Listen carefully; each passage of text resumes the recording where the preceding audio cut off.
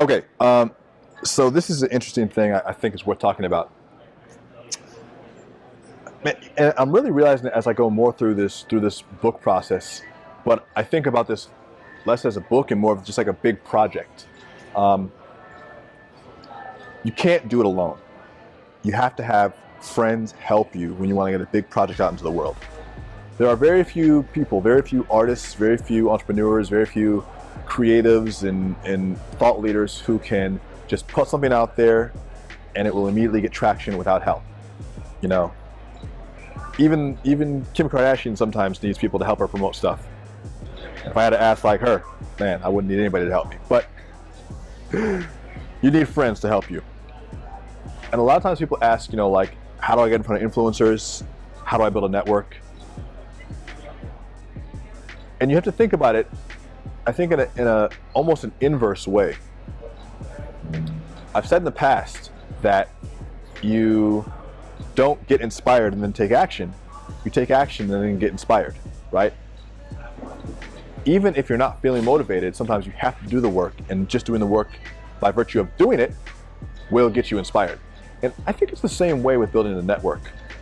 Everyone wants to build a product or start a business or make something creative and then find people around them who want to promote it. Help me promote this. I did this thing. Help me, help me, help me, help me.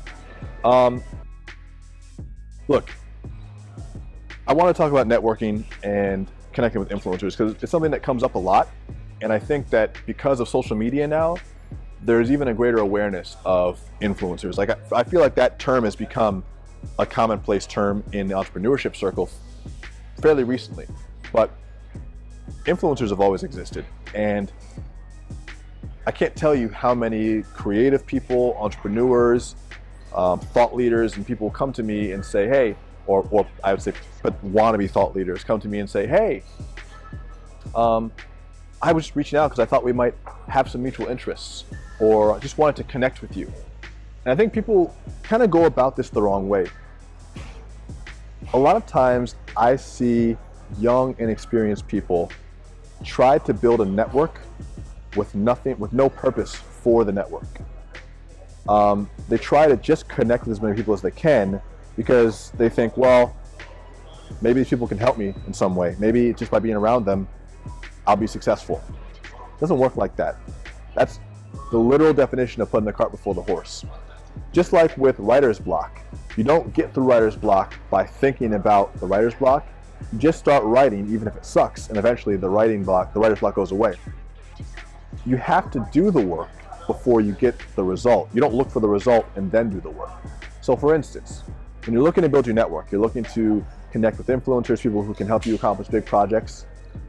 The first step to creating the network is doing something worth networking about, worth networking over. You have to do creative work in order to attract the type of people who can help you promote that creative work. You have to build a great product in order to gather the attention and the eyeballs of the people who might want to help you promote that thing. But it has to truly be great.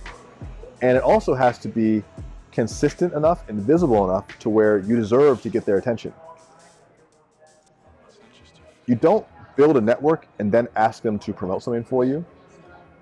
You build something worth promoting, and naturally, over time, the people who will come to your aid will already be there because you've already done great work. This book is a great example.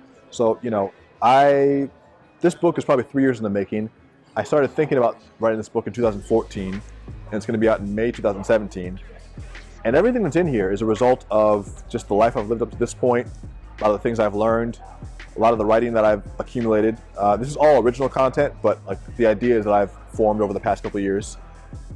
And it's the result of having done good work over the past 3 years that I'm now able to have a network around me that's going to help me promote the book. But you don't look for the network once as soon as you need something. You build something worth promoting first, and the network will already be there. Because people want to be around those who are doing great work. And once you start doing the great work, repeatedly, visibly, consistently, you won't need to worry about the network. It will be in place. All right, so that's my approach to networking. It sucks because it's not as easy as writing a cold email, but it's the truth. So if you like this and you want more advice that's just real and actually works, subscribe to my YouTube channel, button somewhere in here, and I'll talk to you soon. Peace.